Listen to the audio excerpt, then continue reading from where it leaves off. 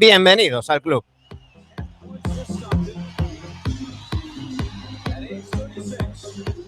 Muy buenas tardes a todos, aquí estamos un día más. Ya sabéis que estas semanas han sido un tanto especiales porque al tener vacaciones he estado más disponible, así que hemos hecho más programas. Hoy os traemos otro especial y es que una de nuestras debilidades, una de las mejores periodistas, una de los mejores podcasts que podéis seguir, que es Dishes and Dimes, Imman Adan, estará hoy con nosotros. Con ella repasaremos la actualidad de los Raptors, esa serie contra los Sixers y todo lo referente a la NBA.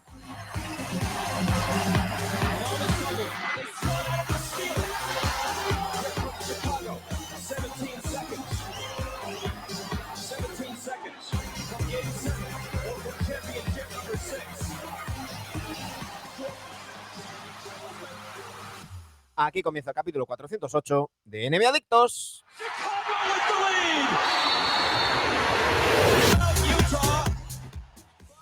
Imman Adan, hello, welcome to NBAdictos again. Hello. Ooh. Thank you for having me again. Sorry. Now I hear you. Now I hear you. Okay. Welcome in. My fault. No, thank you for How is having me again. everything in Canada? It's good. The playoffs are going, and that's always nice. Mm-hmm. How's everything in Spain? Sleeping very few hours following the NBA playoffs. Yeah, I can imagine. I always remember you when I read in Twitter when you have some late games and like the Raptors Twitter is complaining like, "Oh, this is really late." And, hello, it's 5 a.m. here. I know, late for us is like midnight. We're like, oh, we're tired. You guys get to stay up all night to watch basketball games. Yeah, and we have to sacrifice hours of sleep to enjoy the NBA. We have to talk about the Raptors. We have to talk about that series against the Philadelphia 76ers. Maybe when most of the people hear this interview, we have a seven game, or maybe the Raptor season is over today, 7 p.m. at its time in the US, 1 in the morning here in Spain. Oh no! And 146 times in the history of the NBA in these 75 years, there has been 3-0 in series. All that series have been won by the team that it was 3-0. Mm-hmm. But neither of that was coached by Doc Rivers. It's very true. I tweeted when you won the fourth game. I tweet you. Now you are 3-1. You have Doc Rivers where you won him. How do you see Exactly. all of this? Because talking seriously, you always have been confident in this Raptors team. You told me in the preseason that they are going to be fifth, and they were. They were fifth. Yeah.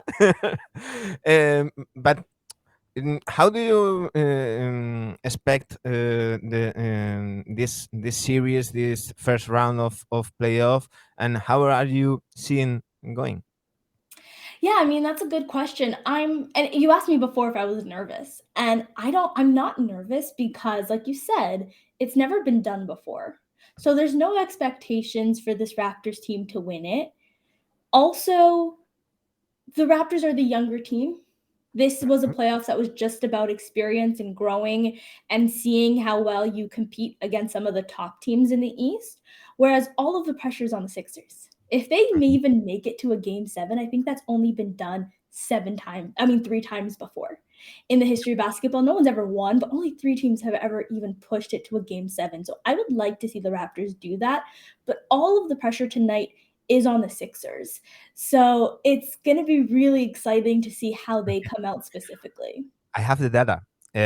Only 41 times it's Mhm. been forced a fifth game. Mm. Only 3 times as a seventh game, a sixth game. See, Only 3 times a seventh game. there we So, go. and not only in Doc Rivers, we all know his resume, and it's the coach that have more 3-1 and then loses. Yeah. It's also we have to look at James Harden. Yeah. He also underperformed in the playoffs all, mostly of all of his career, Yeah. and now he's averaging like 13 shots per game when he used to average 21. Yeah. As you say, the pressure is on them. It is. Also, Joel Embiid is someone who, I mean, he's obviously their best player. He's the best player in the series, but something that happens to Joel as series go on is you start to see him get more tired Yeah. and you start to see him wear down some. So it'll be really, I think having 2 days off between game 5 and game 6 really bodes well for both James Harden, who's an older player at this point, and Joel Embiid, who needs the rest. But I think what we saw in game 5 was Joel Embiid really looking tired at times. Yep. The Raptors were able to really abuse him on the defensive end. They went at him multiple times. They singled him out as the guy that they wanted to attack. Joel Embiid is a defensive player of the year type candidate, and the Raptors were fine attacking him, which just goes to show that he gets tired as the series goes on. So a lot of pressure is going to be on him as well. If he wants to be an MVP of this league, we saw what Giannis did last year. Joel Embiid needs to do something similar in this Mhm. elimination game. Also, in this fifth game, it not only when Joel was attacking, two defenders, sometimes three defenders of the Raptors were on him, but in the defensive end, as you say, we have to talk about Precious Achigua, as Guillermo called him, Precioso, because it was like 5 or 6 times all in a row attacking from the 3 point line. So Joel was really tired because Yeah. in full speed he can get to Precious. Exactly, exactly. And I think the Raptors are going to look to do the same thing. And part of why I think Joel Embiid was tired is because, for one, the series has gone on longer, but two, Doc Rivers doesn't really like playing those Paul Reed minutes when Joel Embiid sits. Mhm. And so Joel is playing longer minutes than he has all season. That's what happens in the playoffs, right? You just play longer minutes. And so we're starting to see him get tired. Whereas for the Raptors, they always play 40 minutes. They always play Yeah. 45 minutes. This is not new to them. They do this in January, they do this in February. So they don't get tired come playoffs. And that's actually something that Masai Ujiri said at the beginning of the year. He said, yeah, we're playing these guys heavy minutes because we want to win these games, but we're also preparing them for the playoffs because when playoffs come around, we need their conditioning to be up. And that's what we're seeing happen right now, where the Raptors are one of the best conditioned teams because they're used to playing all of these minutes. And Joel Embiid, we're seeing him really get tired in that third and fourth quarter as the game goes on and he doesn't get as long of a break as he's normally used to. Mhm. And they also the Raptors are also adjuncting, as you said before, and they seem like the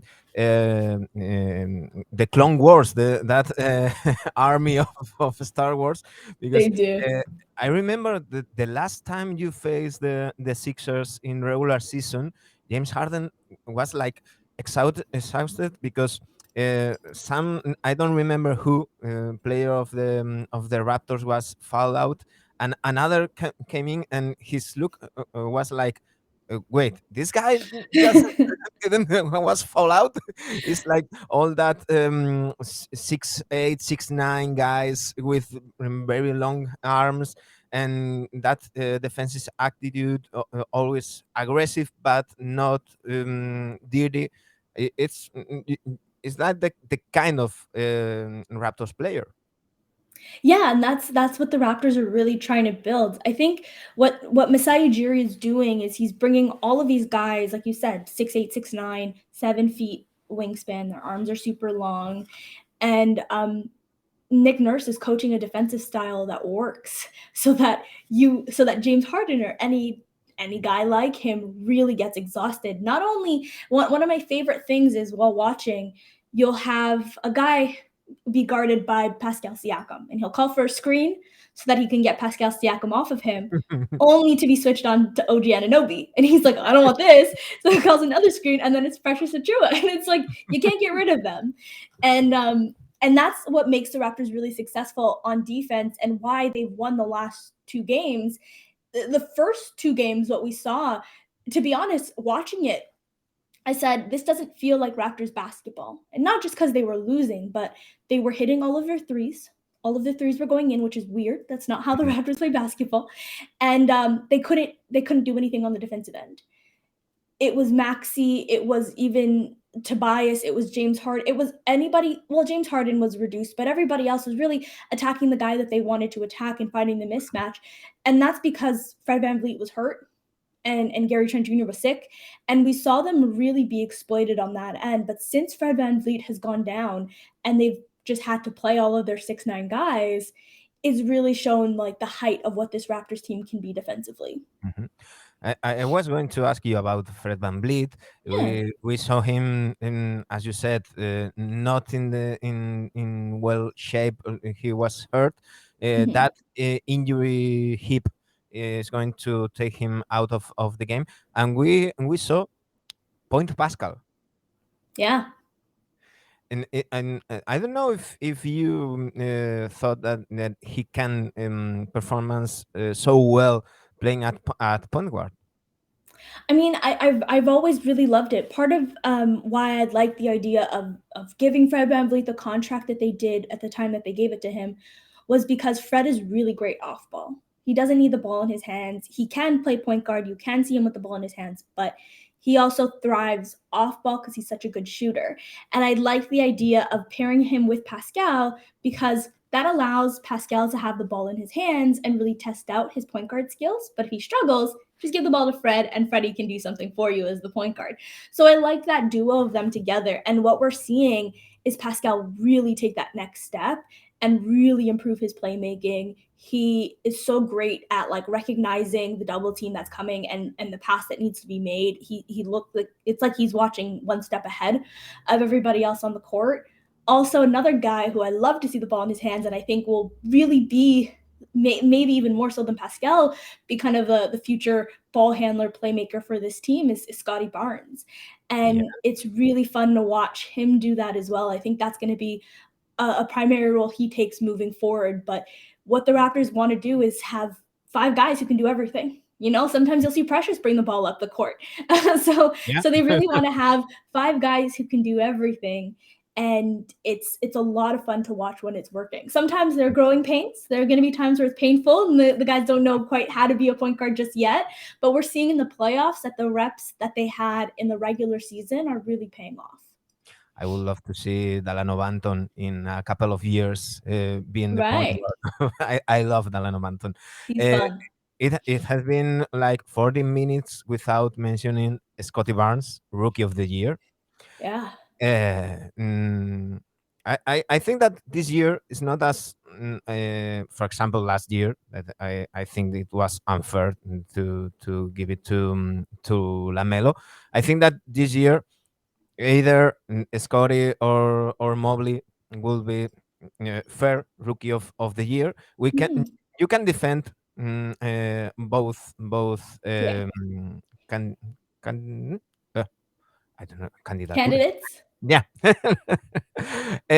but it was we saw a campaign from the Raptors fans and in Twitter, and it's some of you were like a little bit angry because on the US media he wasn't as mentioned as Mobley or Yeah. Cunningham.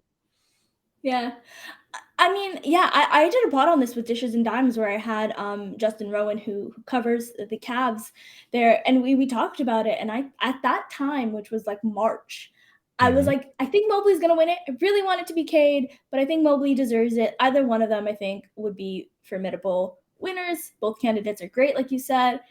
But then as the season went on, I think that last month really pushed Raptor fans over the edge, and it I think benefited the Raptors that Mobley couldn't play some of those games. He was down for a little bit with injury, but also I think what a lot of people really pointed towards was the Cavs defense that was supposed to be on the back of Mobley really anchoring it. Well, really Jared Allen and Mobley as a duo anchoring it really fell to pieces when Jared Allen was gone.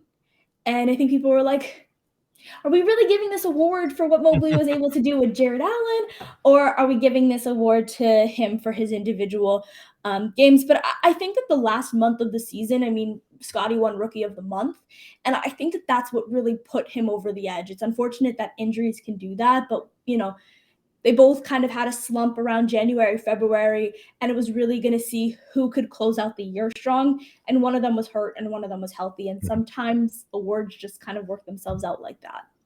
I love both, and they Me are my too. I love Mobley. He's so fun. and they are my two favorite players from this draft class. Yeah. But I think that Scotty has a lot of charisma, and Yeah. Mobley is a Tim Duncan way. So He's he's boring. so sad. When we did the 400 special, I Mhm. was looking for a photo of Evan Mobley smiling. I didn't find one. And I Yeah. found a lot of Scotty yelling at Siakam. That I love that photo, So and good. he has that charisma, and that also counts because we have to take note that these awards, they are like Mr. Marketing? Universe or something. Yeah, Yeah. because some of the people that vote, they don't see Toronto Raptors or Cleveland Caps games. They Yeah. only see the highlights. Yeah. That's true. No, I think you're entirely right. I mean, in terms of personality, Scotty is so fun. There's all these stories about him wanting to hug everybody after practice, and like he's such a joy, and he's very charismatic, very charming. And I think I think you're right. I think a little bit of your ability to market yourself really sells things. I think that's what gave LaMelo a little bit of an edge. I mean, Mm. and Anthony Edwards is also incredibly charismatic, but LaMelo just like at least in his rookie year, those like passes that he would make that would just be like so fun to watch. It was hard to like for And people to also, really forget that. Lamelo has some A big path name.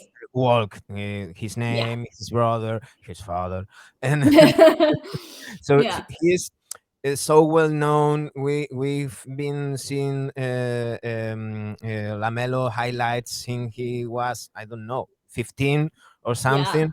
And Yeah, for Anthony sure. Edwards, he just played for the Wolves, and now we are starting to see him. He's fun. I think he has a higher ceiling that Lamelo than Lamelo. I agree. Mm. Because he's But just so athletic. He's so yeah. athletic. It's I agree with you. It amused me his shooting. He's Mm, improving his 3 point shooting, and yeah. also I think he can be.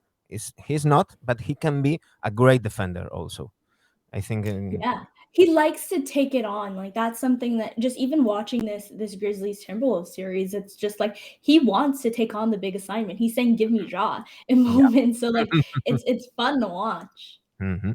Talking about good defenders that already are both Ivan Mobley and Scottie Barnes.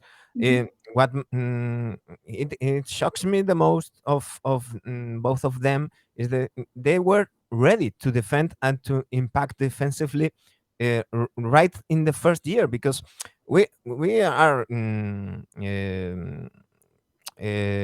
we normally see rookies that came. They have a lot of talent. They can score points and Yeah. make an impact in the offensive part of the game. But normally they take like 3 4 years to defend so well. But both Mobley and Scotty, because both can defend the five guys of the other team. They Yeah. switch really well. It's amusing.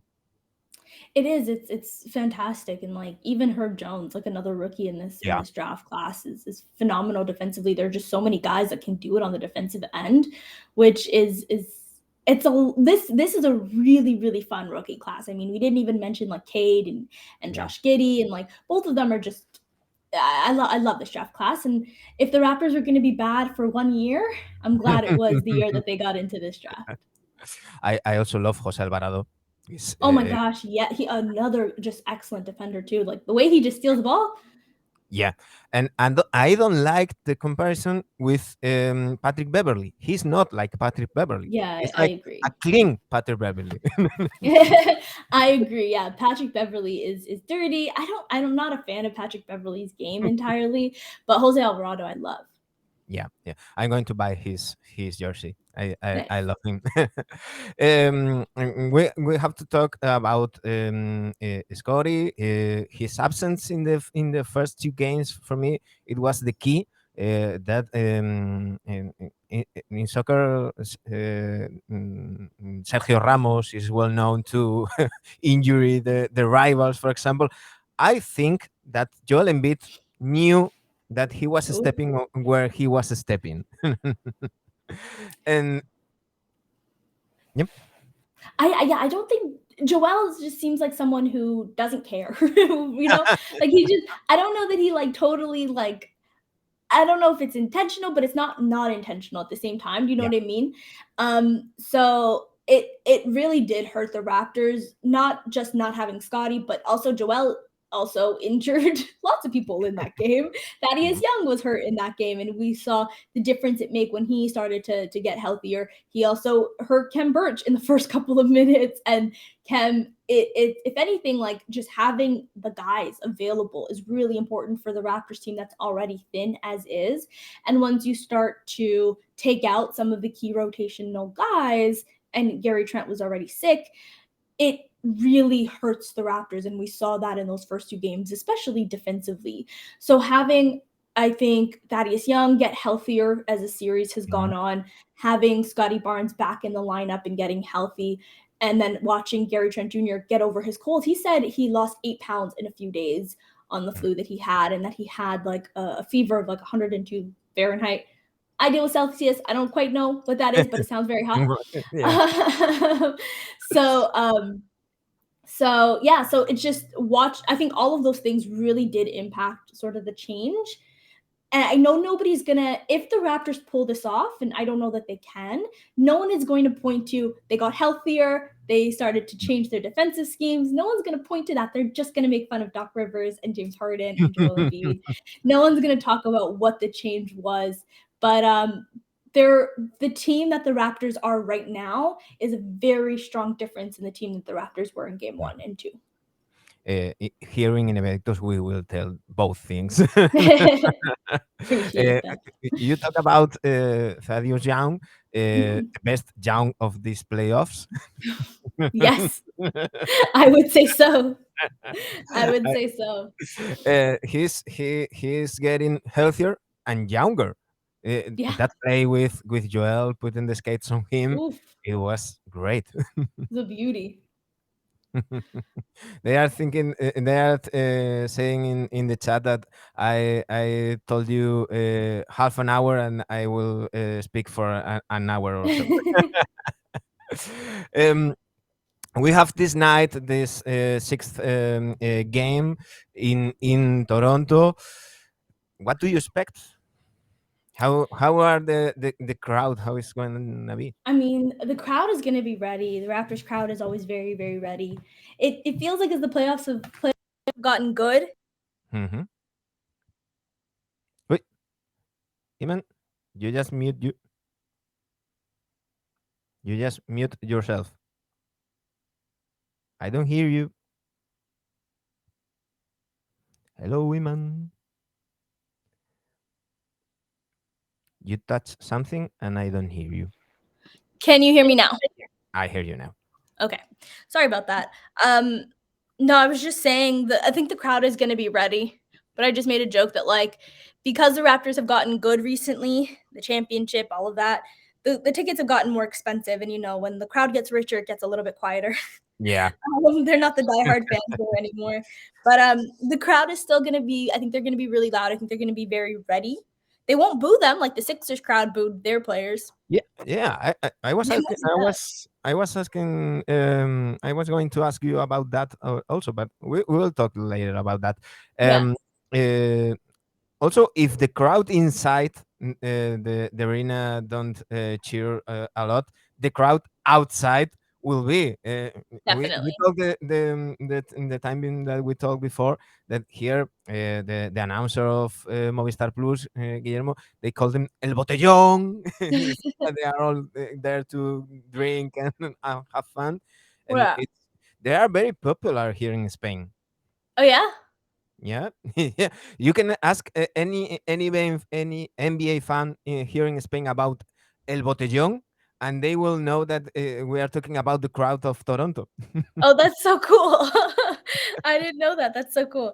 Yeah, no, it's really it's fun. I love that they've been doing that for what 6 years now. It's a lot of fun. Mhm. I think I think the Raptors win today. I don't know if they win game 7, but I think they push it to at least a game 7, and anything can happen in a game 7. So, but I hope they come out and win today. At the very least, I won't be upset if they lose the series because they probably should have lost the series anyway, especially considering the injuries that they've had. But I would like to see them push it to the Sixers to their limit. Mhm. It would be fun. Because if you force a game 7, you go to Philly, where in game 5 they boo not only James Harden, that it was the most booed, and it really shocks me. Like Yeah. he just arrived and you're booing him, but also Doc Rivers and I think that almost all the team they don't boo Joel Embiid. He's God. He So won't get MVP chance. When he gets to the free throw line, I don't think they're going to chant MVP for him. He won't get that love. No boos, but no love either. yeah, I don't get it. I don't get it. I normally don't get to boo your team I during the don't get game. it. You can boo it when the game ends. It's a bad game. Okay, boo it. Yeah. But I don't get what do you think? Okay, I'm going to boo this player, so he's going to play better. I don't understand it, to be honest. It makes no sense to me. It especially they're up 3-1 in the series. Like that was before they lost the game. They're up Yeah. 3-1. It's the second quarter. It's the first quarter. Why are you booing so early in the game? Uh, and it doesn't make sense. I don't understand it, but it feels like game 7 won't be a home court advantage if the crowd boos so early. They booed them more than they booed the Raptors. Yeah, but it seems we have to remember that this team not even played a conference finals because Yeah. sometimes it seemed that they won like 5 rings or something. Uh, Both the players, Joel Embiid and their fans, is like you have to get to the second round and then try to hit the conference finals. Yeah, exactly, exactly. But that's why, to me, it doesn't matter so much who even wins this series because I don't think either one is making the conference finals this year either. I don't think Mhm. the Raptors are going to make the conference finals. I don't think the Sixers can make the conference finals. I think Miami beats both of them.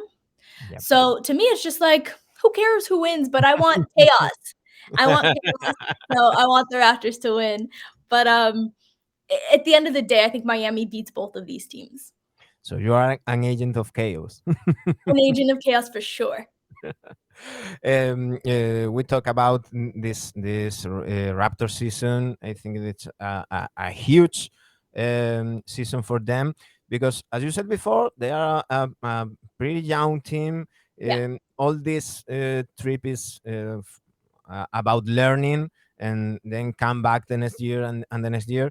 But I have to ask you, Nick Nurse, some player, agent, Mm, uh, is filtering his name.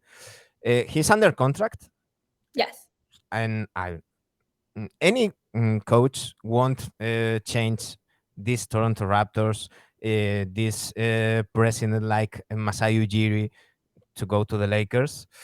But there is a point that makes me wonder because he is represented by his agency is LeBron James, is Clutch It's Sports. such Yeah, for sure. I think it's in I here's the thing, in order for the Raptors to grant, because he's under contract, in order for the Raptors to grant an interview to the Lakers for Nick Nurse, the Lakers probably have to give them a pick. The Lakers don't have Mhm. a pick to give them up. They don't have any assets to give up.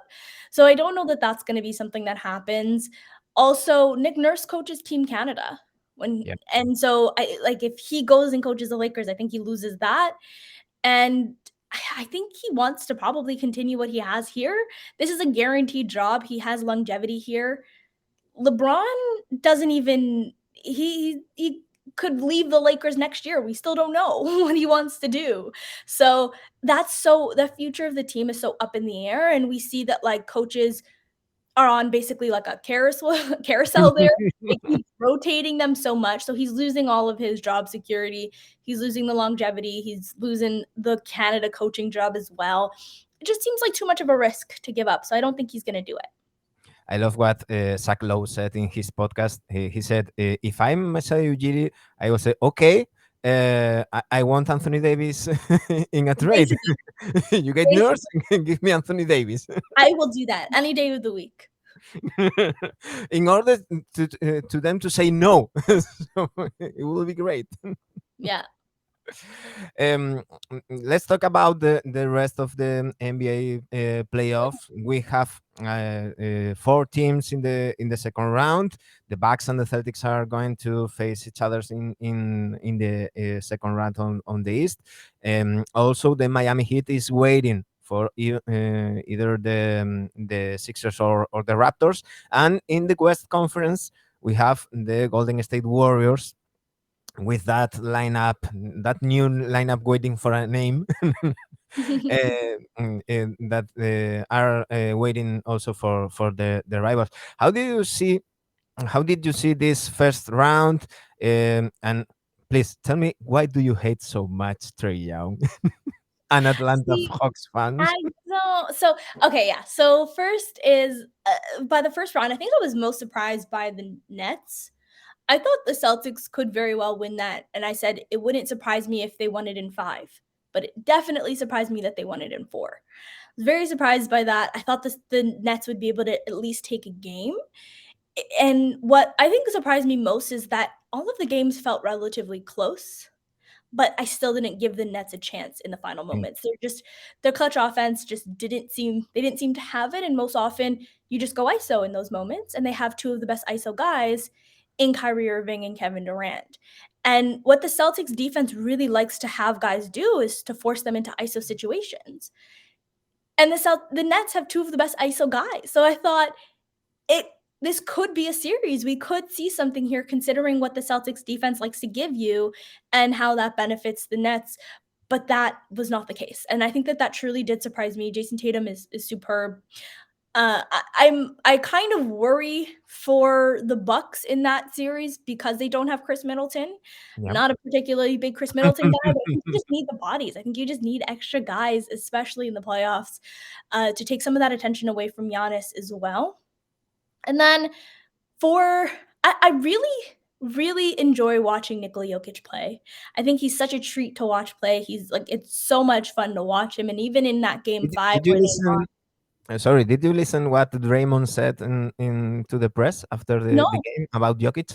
He said that after the elimination, he went to speak with Nikola Jokic. They speak like for 2 minutes or something, and they asked Draymond what they talked, and he said, "I just say him congratulations and thank you because he's such a great guy. He made my job difficult."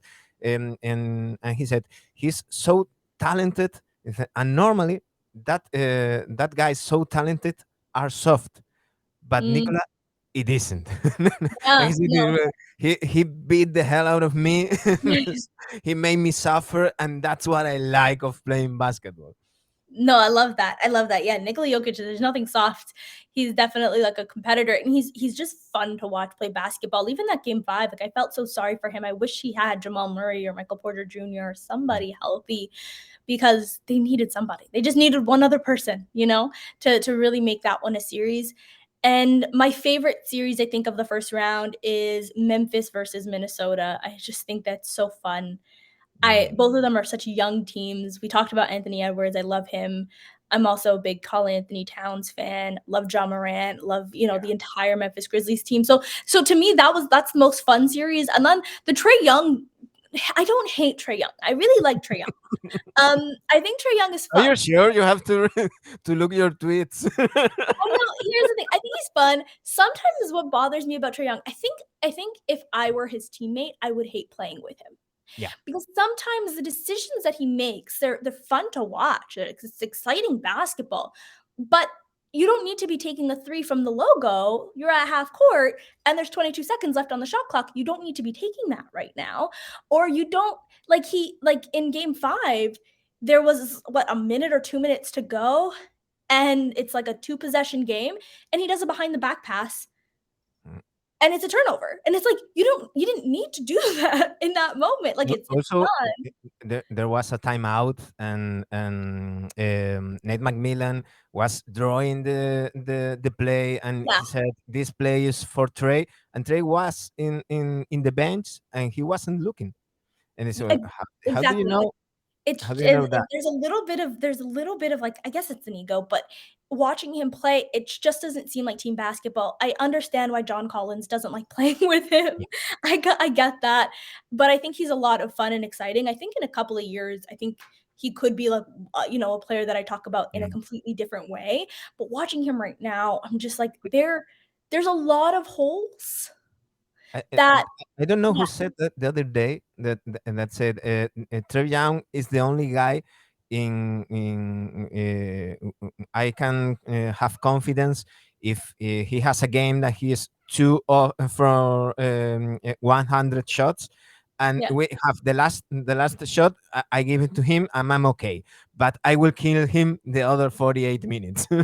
Yeah, exactly. And I mean that sums up Trae Young perfectly. We even saw it in that, the game against the Cavs. In order to make the playoffs, he was horrible in the first half, and then he was spectacular in the second half. And Mm. he's a lot of fun when he's on. He's a really exciting player to watch. I think my issue is a lot of Hawks fans, because they made the conference finals last year, decided that must mean he's better than Luca because Luca got lost in the first round. And I'm like, he beat the Knicks in the first round. Luca lost to Kawhi Leonard. It's night and day. You know what I mean? These are two different scenarios. We cannot look at them as one and the same. And also, like, just hearing Hawks fans really say that he's on par with Stephen Curry, it's just think comparisons like that where I'm like, no, he's good. He's very good. I think he's one of the top point guards in the league. He's a lot of fun to watch. He's an offense all by himself, Mhm. but he's not Stephen Curry and he's not Luca. And I don't know that he'll ever be Luca because Luca's so much taller than him and so much bigger than him and will never be the liability that Trey is. But also watching Trey, it's just like your teammates have to be really your teammates have to really not mind getting shots up. They don't need them at all. They're just defensive minded players. I'm sorry about that. Hmm. And it's just I don't know. His game doesn't seem conducive to winning just yet. I Yeah. feel like it needs to grow. It needs to change a little bit, and I think he needs to mature a little bit because sometimes watching him play Yeah. is I, not I fun. think he's immature. I think that maybe he's an issue in that locker room, because we can't blame Joyd Pierce anymore. We can't blame Cam Reddish anymore. We have to look at Trey. And I think that Bogdanovic and Gallinari that were supposed to bring that um, um, to be the veterans that put the experience in the group. I think they don't did it. They didn't did it. but I think that we have to look at Trey. I think that Travis is like needs to talk with him this summer. But I love when you talk about the Atlanta Hawks fans and that evil smile in your face. They're so wild. And I love Trae Young. Like, I think he's so fun when he's on. I just some maturity, better teammates around him to just really do what he needs. This Hawks team, they weren't good. They weren't good all year. They just weren't. Tell me, and we're ending. Uh, what do you think there will be the finals, and who do you think it's going to win the championship? So I initially thought it would be the Milwaukee Bucks, but if Chris Middleton is hurt for as long as he is, I think they're still going to need him. So I might. My brain is saying Boston. My Hmm. heart is saying Miami. I Ooh. want it to be Miami, but my brain is saying Boston. I think that Boston could do it. I just think that if Milwaukee gives Boston a trouble in that first round, I mean in that second round, and that goes long, I think Miami gets done with Toronto or Philly in like 5 at most. So I think they'll be well rested and waiting. So Miami has a bit of an edge there. It's tough. And then in the West, I initially wanted to say Phoenix, but I'm gonna go with Golden State. Mhm. That heart in Miami have something to do with Kyle Lowry. 100%.